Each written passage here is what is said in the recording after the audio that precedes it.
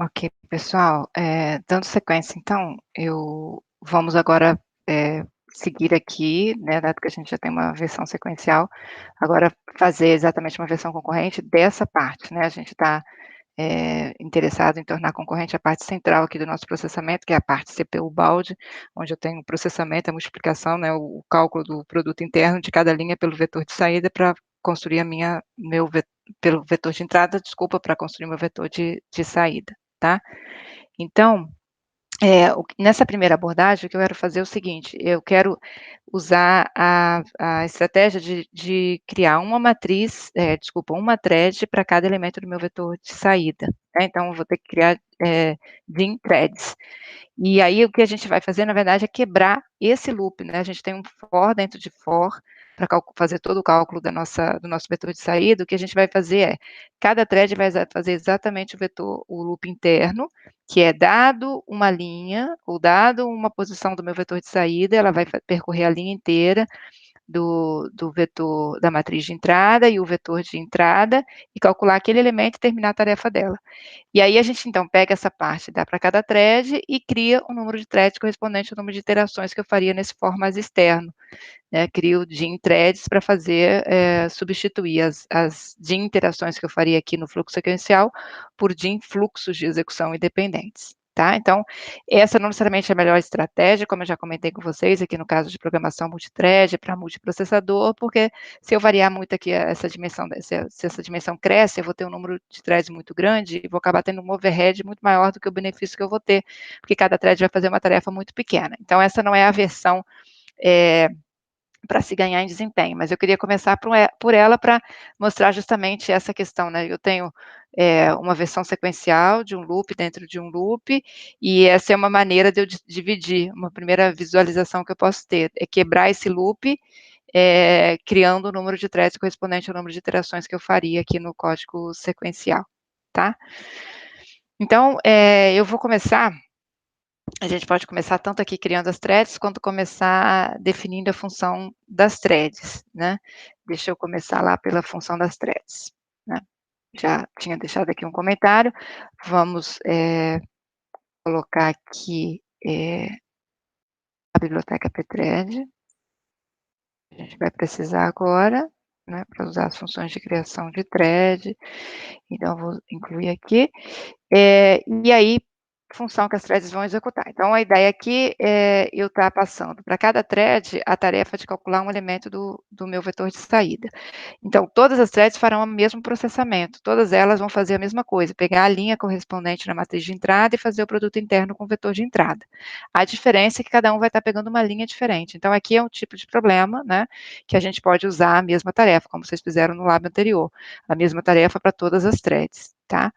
Então, eu vou usar aquela assinatura que a gente viu que a função pthread nos obriga a usar, vou chamar de novo de tarefa, a assinatura é retornar ponteiro para void, receber ponteiro para void, lembrando que essa assinatura é genérica exatamente para que a gente possa usar qualquer tipo de função aqui, né, e sem precisar ter várias funções pthread create, senão eu teria que ter vários pthread creates, considerando cada possível assinatura de função, que seria inviável, né. Então, o que a thread vai fazer, eu vou exatamente dar um copy do for mais interno aqui, tá. Vou copiar o for mais o loop mais interno, que é a tarefa que a gente vai dar para cada thread.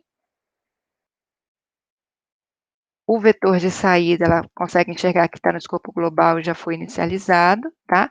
O que eu preciso indicar aqui para ela então, ela já tem um loop aqui que vai varrer todas as posições, né, todos os elementos da minha linha, até a dimensão DIN, que eu não tenho aqui a dimensão DIN, então vou ter que passar ou usar ela no escopo global. E, em termos da tarefa em si, ela vai estar, colocando isso na linha correspondente, então o i aqui tem que virar o identificador, que é o que eu vou diferenciar de uma thread para outra, né.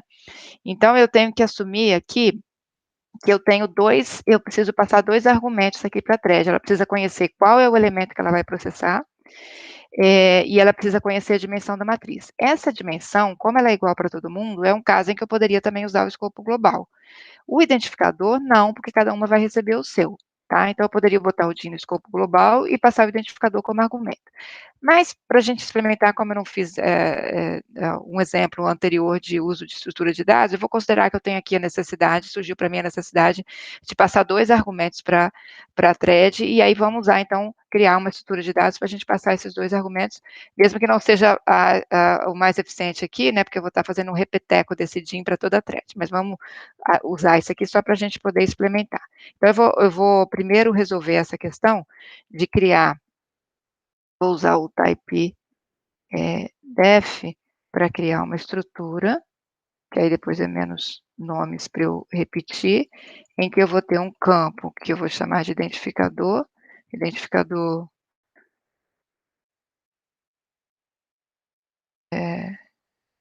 da do elemento que a thread irá processar, tá? Porque não tem o enfoque de ser identificador da thread, sim do elemento, né, da linha que ela vai processar. E o segundo campo aqui, também um inteiro, que é a dimensão, vou usar o mesmo nome, e é a dimensão das estruturas de entrada, tá? Dos dados de entrada. Perfeito, aí eu vou chamar esse aqui de targs, esse meu tipo, tá? E então aqui, quando a tarefa começar, eu preciso ter uma variável do tipo targs para eu fazer o typecast, isso vai ser, eu vou chamar de args, que vai receber o typecast de, né, para o tipo targs, um ponteiro, então essa variável eu vou criá-la também como um ponteiro, para fazer o typecast aqui direto de arg, tá? Então eu vou passar lá na main uma estrutura que é do tipo targs e receber aqui, fazer o typecast lá para ponteiro para void, aqui o typecast de volta para ponteiro para targs, tá? E aí recebo aqui esses 2 campos que eu vou precisar, tá? Então, aqui, quem vai ser qual é o elemento que eu estou processando, é o que vai vir na minha variável args. Aqui, lembrando que eu posso usar a setinha para diferenciar, né, já que args é um ponteiro, então o campo eu acesso com a setinha, ele já faz a diferenciação para mim. Aqui, o mesmo i, então, é args ID, que identifica qual linha essa thread está pegando da matriz de entrada. O DIM é o args setinha, que está vindo também, então aqui vai aparecer um monte de variáveis aqui. Vamos botar parênteses aqui para não gerar nenhum tipo de confusão. Então, lembrando aqui, o ID vezes args, deixa eu juntar de novo, é para indicar a linha que eu estou no meu vetor mate, e o J, ok, é o loop que eu estou fazendo aqui para indicar qual é a coluna. Então, eu preciso dessa multiplicação aqui para poder pegar a linha correspondente que aquela thread está responsável. Cada uma vai ficar responsável por uma linha diferente da matriz de entrada e, eu, consequentemente, por um elemento diferente do meu vetor de saída, tá?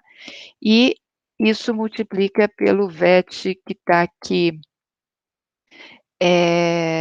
na posição I, o vet está andando aqui no, vai ser no J, né? Porque, não, opa, é no I mesmo.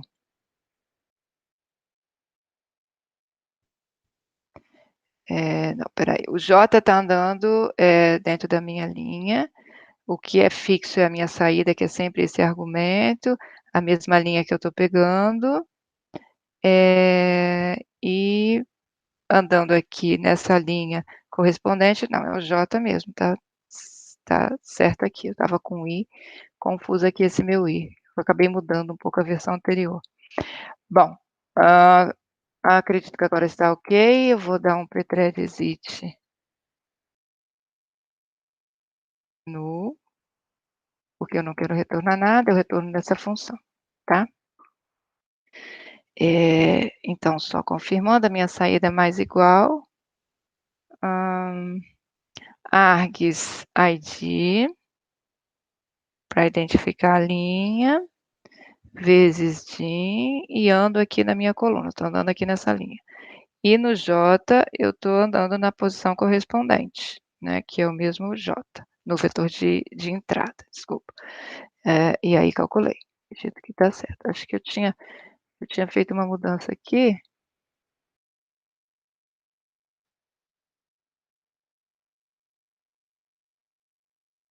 esse meu i aqui, que tá ao contrário, né. Aqui era para ser j. Ah, por isso, veio daqui. Eu acho que na versão é que eu acabei mexendo aqui no intervalo e troquei aqui essa posição, né, porque eu tenho que andar aqui também era J, então faço aqui essa correção, mas bom, aqui essa versão nossa já não vai mais usar isso. Isso aqui eu vou, sair, jogar fora, né, porque então exatamente isso aqui eu coloquei lá para as threads fazerem, e agora esse loop mais externo eu vou resolver substituindo pela criação das minhas threads. Então eu vou criar Dim threads aqui nessa minha primeira versão, tá. Bom, primeiro para criar as threads, eu vou ter que ter, os identificadores das threads, né. Então como a quantidade de threads que eu vou criar depende da dimensão, eu vou também deixar isso aqui como um vetor com alocação dinâmica. Então aqui eu vou usar o tipo, pthread_t, aqui, então são os identificadores da thread, são identificadores na thread do sistema.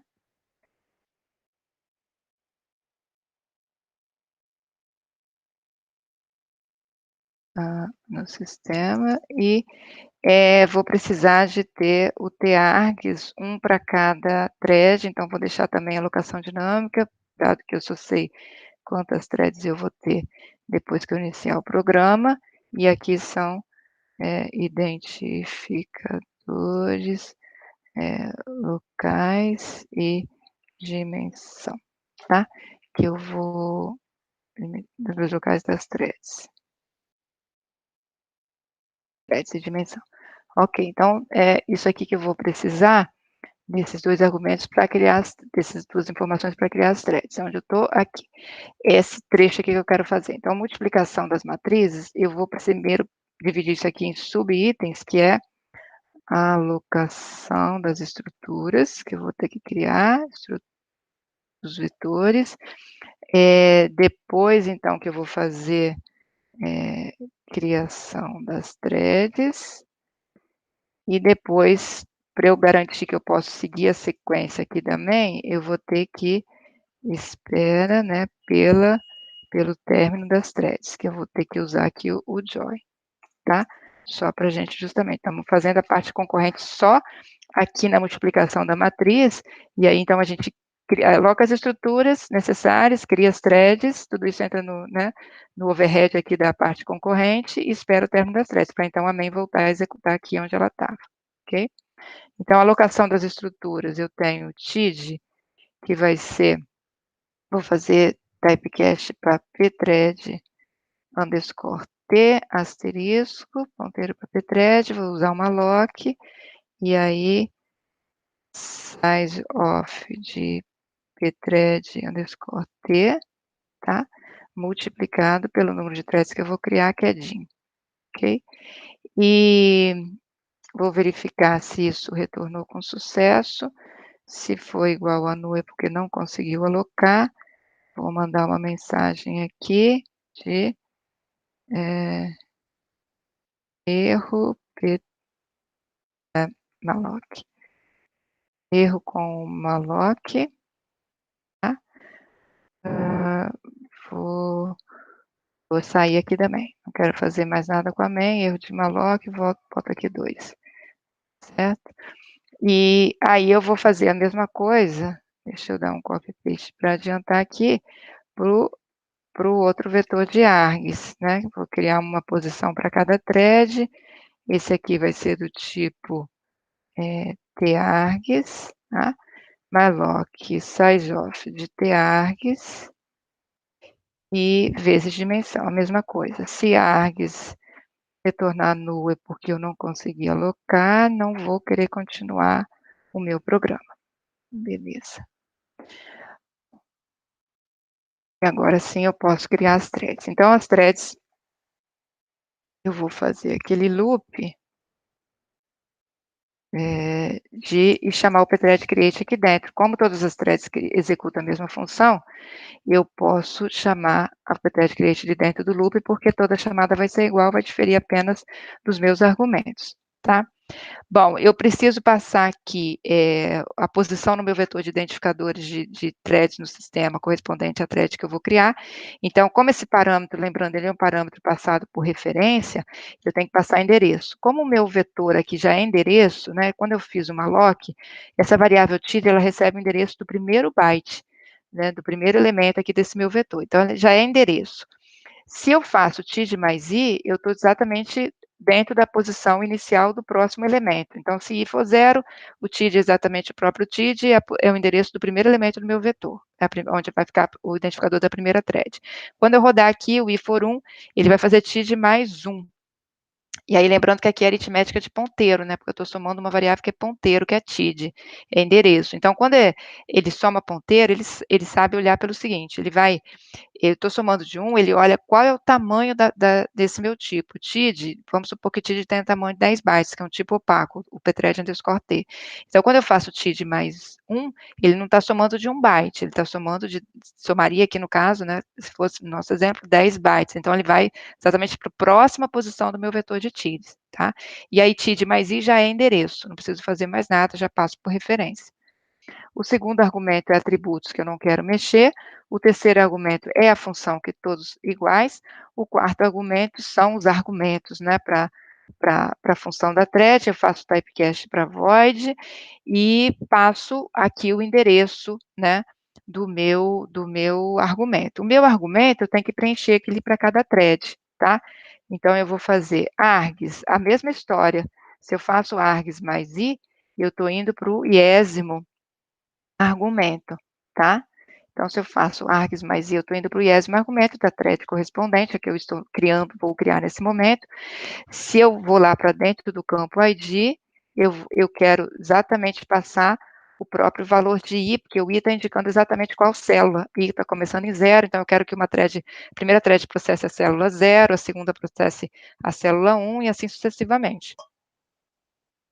Então, o identificador da linha ou da célula é o próprio i. E aqui eu estou pegando, olha, usando a mesma história da aritmética de ponteiro, porque args é endereço do primeiro byte desse vetor que eu aloquei. Args mais i é sempre o endereço inicial do primeiro, né, o primeiro byte da iésima posição desse vetor. Então, eu vou andando dentro desse vetor, correspondente ao tamanho do meu dado. E aí, como isso aqui é endereços, né, se eu uso seta, ele está diferenciando e eu consigo estar atribuindo um valor direto para esse campo ID lá na iésima posição do meu vetor de argumentos, tá bom? Então, aqui, e o segundo argumento, que é o redundante aqui, né, que a gente está mandando, né, poderia estar na global, mas que estamos usando aqui como exemplo para mandar dentro da estrutura, é a própria dimensão, que vai ser igual para todo mundo, tá? Então, quem que eu estou passando aqui? O args mais i, o iésimo elemento do meu vetor. E aqui, como eu estou passando ponteiro, que eu estou fazendo typecast, né, para ponteiro para void, é só o args mais i. Precisa botar o parênteses aqui, senão ele vai fazer o typecast só para args e não para args mais i. Então, aí ele vai o endereço certinho, tá bom? Então, repara, a gente explorou aqui a notação de ponteiro, dado que esses argumentos a gente usa passar. O primeiro tem que ser passado por referência, né, porque é alterado dentro da função, e esse segundo a gente usa o ponteiro para poder fazer o typecast normal de ponteiro para void, e depois lá em cima fazer o typecast de volta, ok? Então, criamos aqui a thread, a gente pode, e aí ele vai criar cada uma das threads que a gente está pedindo para criar, podemos verificar se essa função retornou com erro ou não. Então, aqui, se isso aqui for o valor diferente de 0, lembrando, né, a gente significa que tem erro, então eu vou botar uma mensagem, eu misturei aqui o putS com printf, mas aqui é só a mensagem, né, então erro no pthread create, tá?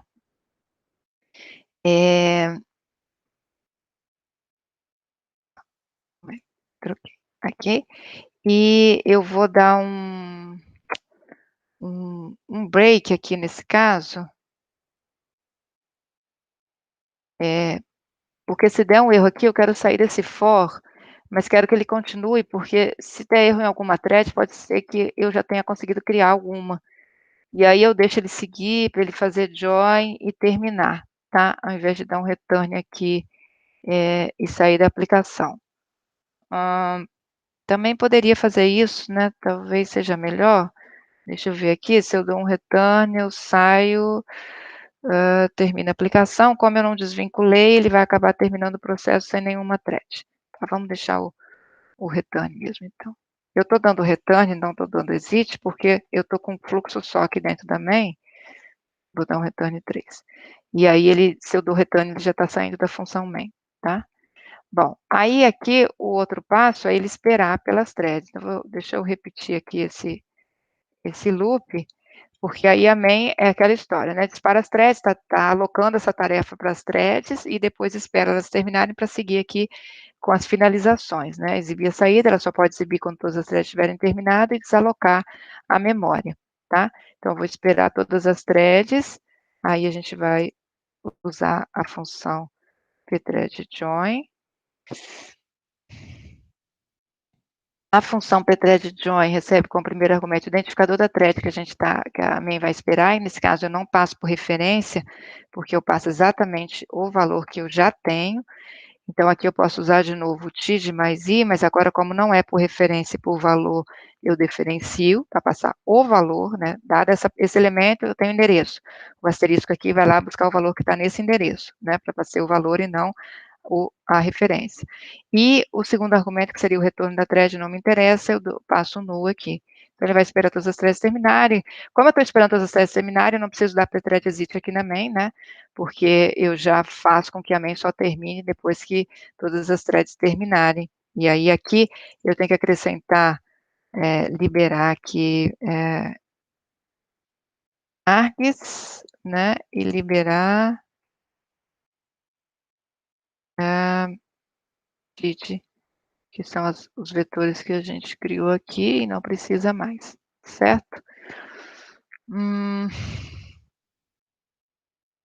acho que fechamos, então aqui a função já está pronta, tá? Ah,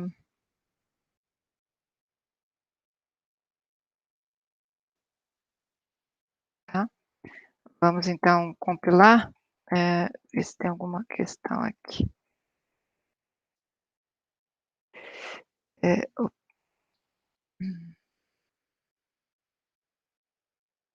aqui, ficou um din na linha 18G,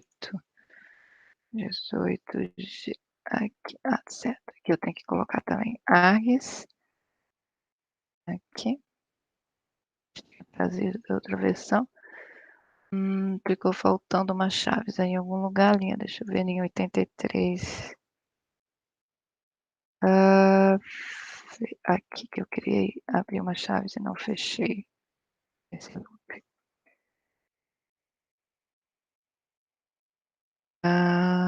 83, de novo, não resolveu. Deixa eu ver.